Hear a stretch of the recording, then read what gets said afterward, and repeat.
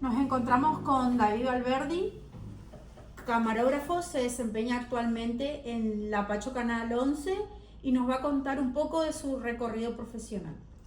David, ¿cuántos años de trayectoria tenés en el medio televisivo local y en cuáles de los canales públicos provinciales te desempeñas actualmente o tuviste mayor experiencia? Y en trayectoria, si hablamos de trayectoria completa, son más o menos unos más de 12 años de experiencia, pero inicialmente a los 16 años empecé a trabajar en los medios audiovisuales. Empecé como fotógrafo, después fui entrando en lo que es filmmaker, trabajo de camarógrafo y bueno, después fui profesionalizándome y en lo que sería el medio provincial, sería la Pacho Canal 11, trabajo hace 6 años, desempeñándome como camarógrafo o operador técnico, en algunas otras funciones también, móviles exteriores, camarógrafo de móviles exteriores, a veces técnico en satélite, dependiendo de las funciones. Puedo desempeñarme en cualquier aspecto que sea necesario en el canal. Y también, previamente a lo que fue la Pacho Canal 11, trabajé en colaboraciones con productoras privadas, hice proyectos privados, tales como SEO, Formosa Empresarial, Formosa Rural, trabajos privados. Trabajé para ESPN, Teis Sport, para DirecTV Sport también hicimos varios trabajos. Siempre en el rubro de camarógrafo, siempre como filmmaker. Y muchas otras producciones independientes que no son productoras conocidas, pero son trabajos que me fueron contratando.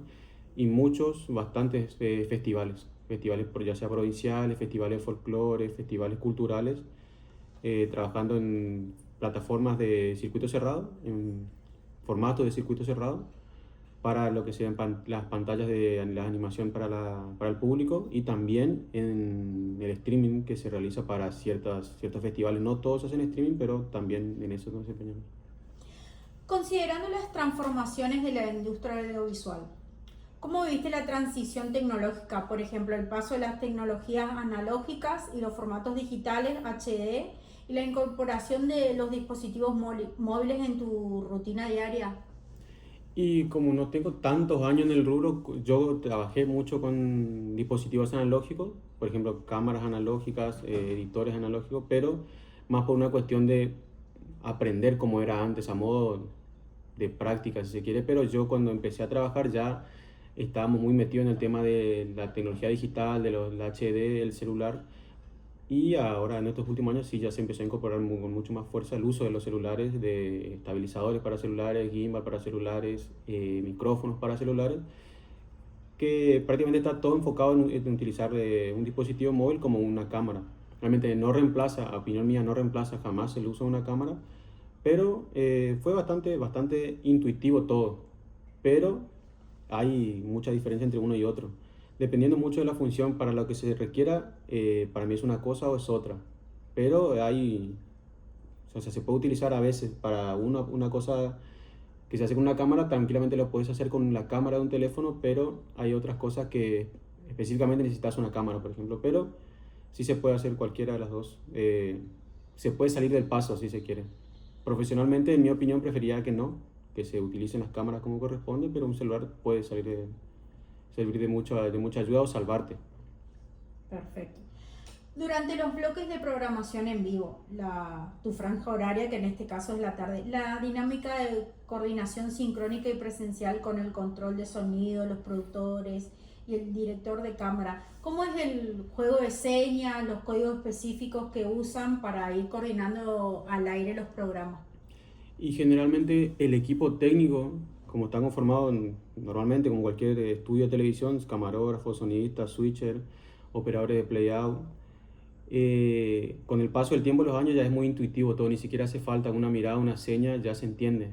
Por ahí en un principio sí se utilizaban más señales televisivas, que por ahí algunas básicas se siguen utilizando, por ejemplo, para hacer señas a los conductores al aire, que obviamente para lo que son las señas televisivas, para que no hablar, para no hacer sonido, para solamente con las señas, se pueden llegar a utilizar, pero sí, ya como todos los días uno genera un ambiente de trabajo que se repite y se repite y se repite, uno genera una familiaridad ya con el que está trabajando a tu lado. Entonces, es más, prácticamente más que una costumbre, es saber que o sea, saber cuando te mira, qué está pasando en tal momento del programa, en tal bloque. Entonces, no se utiliza tanta seña, pero ya automáticamente corre todo, o sea, fluye todo el programa completo, pero es más por una cuestión del trabajo diario de cada uno que ya nos conocemos, pero si se incorpora un nuevo elemento, por ejemplo, al equipo, si se llegan a utilizar, volvemos un poco atrás y se utilizan señas, se utilizan indicaciones de manera más profesional para que esta otra persona que supongamos viene ya con un conocimiento previo, se pueda incorporar al equipo. Pero más allá de todo eso es el día a día, el cotidiano, ya ayuda mucho a que sea mucho más tranquilo, no hace falta y ser tan específico con señales y todo eso. Justamente nos comentaba sobre tu habilidad en varias funciones. Te hago una pregunta que dice, teniendo en cuenta la visión del trabajo técnico en los canales locales, ¿tu función se restringe estrictamente a operar a la cámara o la dinámica de proximidad te exija asumir tareas compartidas, por ejemplo, la asistencia en el área técnica y cuando hacen exteriores? No, yo considero que actualmente, en un principio obviamente no, pero actualmente creo que puedo cumplir cualquier función en un canal de televisión, desde operación técnica, desde, no me sale la palabra, desde alineación y orientación de satélites, inclusive el ensamblado y el armado de todo el equipo completo. Por ejemplo, si nos vamos al estudio, puedo ser camarógrafo, puedo cumplir la función de sonidista, de switcher, de operador de playout, inclusive de asistente de producción y en caso de ser necesario producción, pero no es en lo que me desempeño. Yo voy más a la parte técnica, que es lo que me gusta, y fuera, por ejemplo, en lo que es el móvil exteriores, como te comentaba anteriormente, desde manejar hasta cualquier otra función puedo hacer dentro del móvil también. He llegado a reparar el móvil en vivo, he llegado a, conjunto con otros técnicos, a solucionar problemas graves que nos causaron en los móviles a lo largo de los años.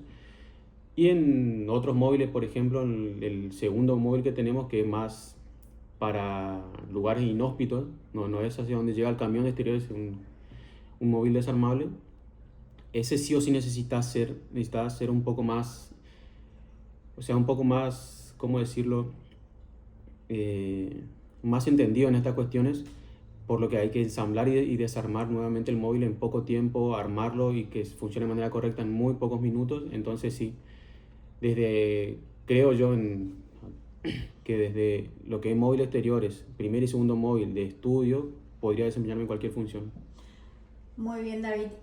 Me llama la atención justamente la siguiente pregunta. Hace referencia a situaciones y vivencias que habrás pasado, que dice, ¿cómo resuelven de manera artesanal los imprevistos en el vivo, problemas de señal, fallas de audio, enlace caído, para no interrumpir lo que es el flujo de la transmisión en vivo en la que trabajan ustedes? Y generalmente una transmisión en vivo siempre está respaldada por por dos opciones que están funcionando al mismo tiempo. Podemos englobar las tres. Puede ser la señal satelital, que es la principal en la que se está transmitiendo, una segunda señal paralela que se realiza a través de una plataforma de streaming, que es un respaldo del vivo, y una tercera que se está grabando. Todo el tiempo se está grabando lo que se está haciendo, ya sea un acto, sea un festival, sea una nota, sea lo que sea, se está grabando. Por lo que, por ejemplo, se cae nuestro satélite, que nos ha pasado varias veces, varias ocasiones, ya sea por desperfecto técnico, por un inconveniente, por algo que uno no sabe, automáticamente desde el estudio que nos está recibiendo se respalda la señal con el streaming. Obviamente esto lleva una desprolijidad, pero bueno, son cuestiones que uno no prevé.